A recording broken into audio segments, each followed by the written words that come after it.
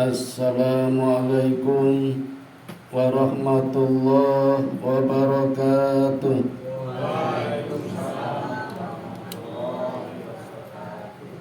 Alhamdulillahilladzi arsala rasulahu bil huda wa dinil haqq liyudhhirahu 'alad dini kulli wa kafa billahi syahida.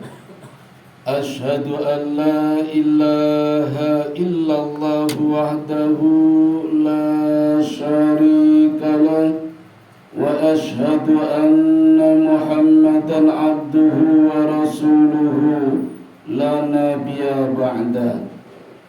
Bapak Ibu, saudara-saudara sekalian, jamaah Mushola A'lauddin yang dirahmati Allah, ketugasan saya malam ini akan saya gunakan untuk melanjutkan materi ketika buka bersama.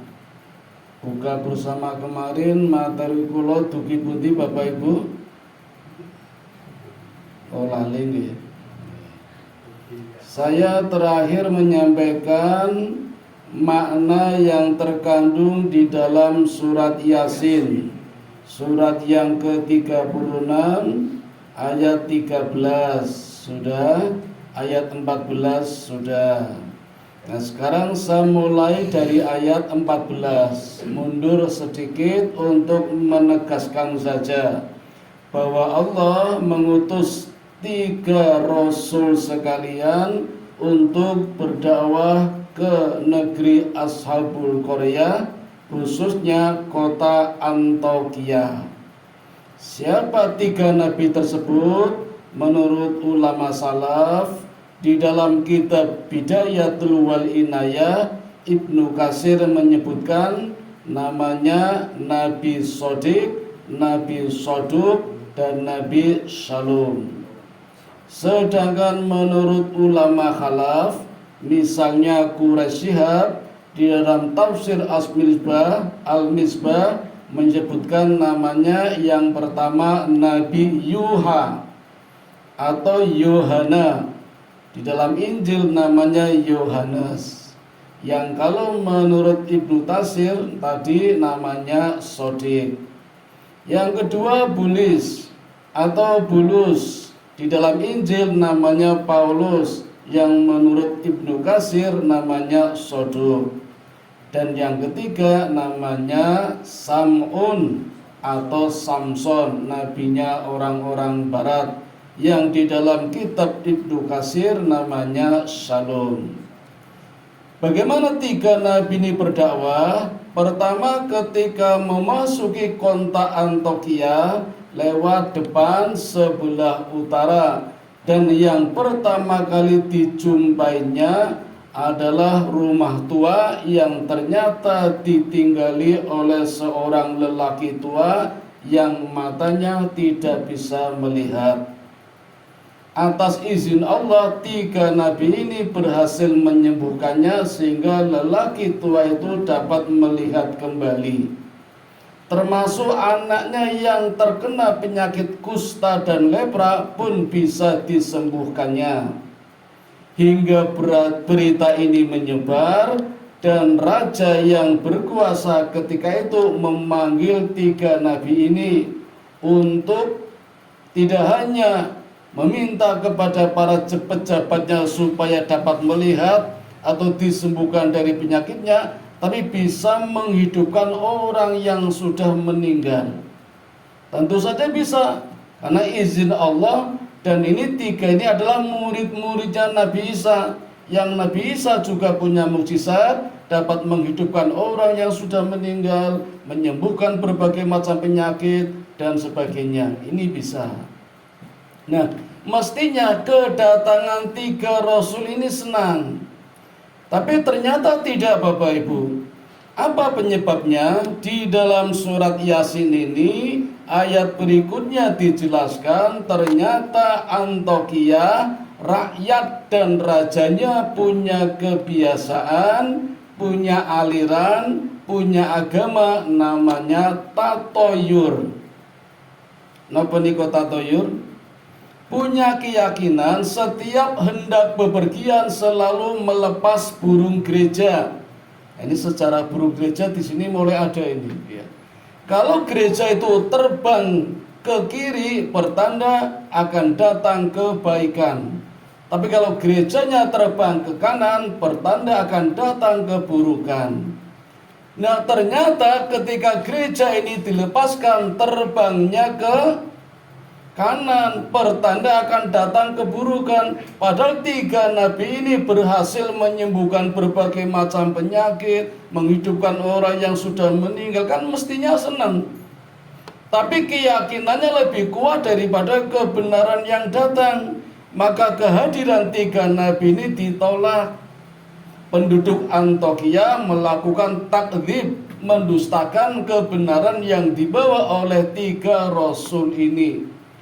Tidak hanya menolak Bapak Ibu, tapi menyalahkan. Jadi ternyata Antiokhia ini orang-orangnya pinter, tahu sejarah yang dulu. Ketika nabi-nabi dikirim oleh Allah, kemudian umatnya menolak, terkena musibah, yang disalahkan nabinya, bukan umatnya yang karena dusta. Kaum Dzurriyyat Qabil dihancurkan oleh Allah dengan banjir bandang, yang disalahkan Nabi Nuhnya. Padahal umatnya yang tidak nurut kepada Nabi Nuh. Setiap diberikan pelajaran oleh Nabi Nuh selalu menutup telinga dengan tangannya. Ada yang begini, ada yang begini, ada yang begini. Allah nggak suka. Kaum Ad itu dihempaskan oleh awan panas selama 1 minggu. Kalau Merapi Gambir itu cuma berapa jam Bapak Ibu? Ini 1 minggu dengan kecepatan 300 km per jam. Jadi Jogja Jakarta itu cepat sekali itu awan panas. Dan panasnya suhunya 900 derajat. Ya mati semua itu kaum Ad. Tapi yang disalahkan Nabi Hud. Padahal umatnya yang tidak taat kepada Nabi Hud selalu mengadakan nyadran. Jadi nyadran itu sudah ada sejak zaman Nabi Hud. Cuma caranya salah, menyembah berhala di makam-makam. Maka Nabi Hud datang dengan membawa kebenaran, umatnya tidak mau, dihantam awan panas, tapi yang disalahkan Nabi Hudnya. Kaum Samud, Allah kirimkan petir selama 3 hari. Hari pertama wajahnya kuning semua, hari kedua merah semua, hari ketiga hitam semua. Dan ketika fajar semuanya sudah mati semua disambar petir. Yang disalahkan Nabi Soleh. Padahal umatnya yang bandel tidak taat kepada Nabi Soleh. Kaum Sodom yang disalahkan nabinya Nabi Lut. Padahal salahnya melakukan praktisi pelecehan seksual, penyimpangan seksual. Lanang podo senenge, wedok podo senenge, gay, lesbi, homo dan sebagainya. Bahkan dengan binatang. Zaman sekarang ada loh Bapak Ibu, orang Amerika justru malah kawin sama babi, ijab qabilnya di pelaminan sama babi. Nggak rela kalau warisannya jatuh kepada wanitanya, mending kawin sama babi. Jadi nanti dapat warisan malah babi. Wanita Jepang lebih suka kawin dengan robot buatannya. Mungkin suaminya tidak bisa memuaskan, bikin robot, robotnya dikawini sendiri. Itu wanita Jepang. Sekarang masih ada ternyata. Nabi Lut datang berdakwah, malah ditaksir dia mau diperkosa nabinya. Allah kirim musibah, Allah jungkir balik buminya menjadi lautan yang sekarang disebut laut mati. Al-Bahrun Al-Mayyit Al-An. Itu dulu kaum Sodom yang ditenggelamkan oleh Allah, likuifasi karena perbuatannya itu pelecehan seksual, penyimpangan seksual. Yang disalahkan Nabi Lut. Kaum Al-Aikah yang disalahkan Nabi Syuaib. Padahal mereka yang salah, umatnya menyembah berhala. Apa berhalanya? Berhalanya itu pohon besar, disembah-sembah itu, pohon besar. Sama dengan zaman sekarang, ada yang masih menyembah pohon, malah dijadikan bendera partai, warnanya kuning itu. Itu sudah ada sejak zaman Nabi Syuaib. Kaum Madian, Allah kirim Nabi Musa, yang disalahkan Nabi Musa, padahal kaumnya yang salah. Apa kesalahannya? Menyembah sapi. banteng, kerbau, dan sebagainya. Seperti zaman sekarang malah dijadikan lambang bendera partai, warnanya merah. Itu sudah ada di zaman Madian. Allah kirimkan nabi yang disalahkan nabinya. Maka ketika 3 rasul ini datang, Antiokhia mengatakan, buat apa kamu datang? Aku nggak butuh kamu yang selalu mendatangkan musibah. Diusir. Lalu maunya apa? Antiokhia, Bapak Ibu, maunya nabinya bukan dari manusia, tapi dari malaikat. Wah, keren ini. Ya tidak mungkin. Allah mungkin saja, tapi kalau nabinya berupa malaikat, yang ada bukan ketaatan, tapi ketakutan. Bagaimana tidak kalau malaikat berwujud aslinya sangat mengerikan. Di dalam kumpulan hadis salafi misalnya, Nabi mengkisahkan ketika Allah menciptakan malaikat Ridwan, kemudian Allah memerintahkan kepada Ridwan untuk pergi menuju surga Naim, maka malaikat Ridwan dengan satu kepakan sayapnya saja melesat terbang sejauh 300.000 km per detik di ruang hampa. Belum sampai berhari-hari, berbulan-bulan, bertahun-tahun, bahkan sampai 80 tahun cahaya, ternyata belum sampai juga ke surga Naim. Maka malaikat ini kembali dan lapor kepada, ya Allah, aku tidak menemukan yang namanya surga Naim. Padahal surga Naim adalah surga yang terdekat dengan kehidupan kita. Ini surga yang paling dekat, Bapak Ibu, buat orang Islam yang suka maksiat, suka membunuh, mencuri, kelitih, gendong, begal, zina, PSK, tapi pernah membaca syahadat sekali. Ketika nikah, itu tetap masuk surga. Jadi separah-parahnya umat Islam, sejajatnya, kalau pernah membaca syahadat sekali ketika nikah, itu tetap bisa masuk surga, namanya surga Naim. Maka saya sarankan yang belum menikah segera, biar aman dapat surga walaupun surga Naim. Dekat tapi ternyata nggak nyampe-nyampe, berarti jauh. Itu baru malaikat Ridwan. Bagaimana dengan malaikat Jibril? Nabi menggambarkan di dalam hadis, ketika aku melihat ke utara, maka yang aku lihat hanya sayap-sayapnya malaikat Jibril. Begitu aku membalik ke selatan, aku pun hanya melihat sayap-sayap Jibril yang begitu luas, panjang, dan lebar. Sejumlah 600 sayap, kanan 300, kiri 300. Dan ketika Jibril mengepakkan satu sayap saja, yang 599 masih mengatup, Jibril bisa melesat terbang sejauh 50 kalinya malaikat Ridwan. Berarti 50 kali 300.000 km per detik di ruang hampa. Ini bukan ruang hampa. Kalau kita pakai pesawat Jogja Jakarta hanya 40 menit, itu bukan ruang hampa, jadi gampang. Kalau ruang hampa nggak akan sampai terbang melayang-layang kayak astronot itu. Berarti butuh kekuatan yang hebat. Itu malaikat Jibril minta Rasul berupa malaikat, ya tidak mungkin. Tapi umat ini selalu minta, padahal nabinya yang Allah kirim 3 ini tidak mungkin. Sampai akhirnya mengancam, kalau engkau tidak pergi, bahkan terus berdakwah, maka kamu akan siap menerima siksa yang sangat pedih dariku. Kamu semua akan aku rajam, akan kami hukum. Maka ketika eksekusi hampir saja dimulai, tiba-tiba datang dari ujung kota seorang lelaki. Ayat 20 nggih. Wajah amin aqsal madinati rajulu yas'aqala ya qaumit tabi'ul mursalin. Bergegas datang seorang laki-laki dari ujung kota, namanya Habibun Najah. Ada yang juga mengatakan Habibul Munir, ya. Habibun Najah karena bapaknya bernama Najah.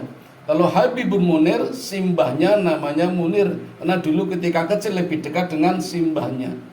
Ya seperti saya kalau di rumah dipanggil Aziz bin Muhyiddin karena bapak saya Muhyiddin. Tapi di kalangan Bani Haddad, dulu kan saya dekat dengan simbah, sehingga kalau ketemu saya manggilnya Aziz bin Abdul Jalil, kakek saya itu. Karena dua kecil dekat dengan kakek. Namanya Darois, gelarnya Abdul Jalil. Jadi kalau manggil saya Aziz bin Abdul Jalil, padahal simbah saya itu. Sama dengan Habibun Najah dengan Habibun Munir. Orang ini bergegas dan berteriak, wahai kaumku, ikutilah 3 rasul ini yang sudah mendapatkan petunjuk yang benar. mengajak kepada jalan yang benar. Dan agamanya tidak diragukan lagi. Kenapa aku tidak mengikuti agama mereka? Ternyata ucapan Habibun Najjar ini membuat orang-orang Antiokhia marah. Maka justru Habibun Najjar ini yang dihukum, Bapak Ibu. Ketika Rasul ini yang hendak dieksekusi malah dibebaskan, Habibun Najjar ini yang malah dieksekusi. Tangannya diikat, kepalanya dipendam, tinggal kepalanya dilempari batu, belum meninggal. Dia angkat lagi, perutnya diinjak-injak sampai keluar kotorannya dari kemaluannya, kemudian dibuang ke dalam sumur hidup-hidup, persis kayak PKI tenan itu. Dibuang ke sumur hidup-hidup. Kemudian ayat berikutnya, Qiladkhulil jannah. Allah mengangkatnya, memasukkannya ke dalam surga. Maka ketika Habibun Najjar masuk ke dalam surga, dari surga bisa melihat ke bawah dan mengatakan, andai saja kaumku melihat aku seperti aku masuk surga, pasti umatku, pasti kaumku tidak akan seperti itu.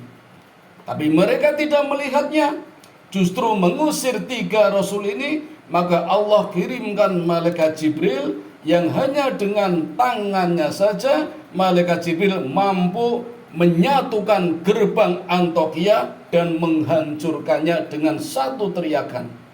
Maka siang itu semua penduduk Antiokhia tewas hanya dengan teriakan sekali dari malaikat Jibril. Habis sudah negara Antiokhia, negara yang dibinasakan oleh Allah karena menolak kebenaran dari 3 rasul ini. Hadirin Bapak Ibu, 3 rasul ini selamat, tapi Habibun Najjar masuk ke surga duluan atas kehendak Allah. Bagaimana kisah selanjutnya? Insya Allah di pertemuan berikutnya akan kami sampaikan. 3 rasul ini berpisah ke wilayahnya masing-masing, hijrah dan punya misi dakwah sendiri-sendiri. Tidak janji, insya Allah. Sampai di sini dulu yang dapat kami sampaikan. Mudah-mudahan ada manfaatnya. Mari kita tutup dengan doa kifaratul majlis. Subhanakallahumma wa bihamdika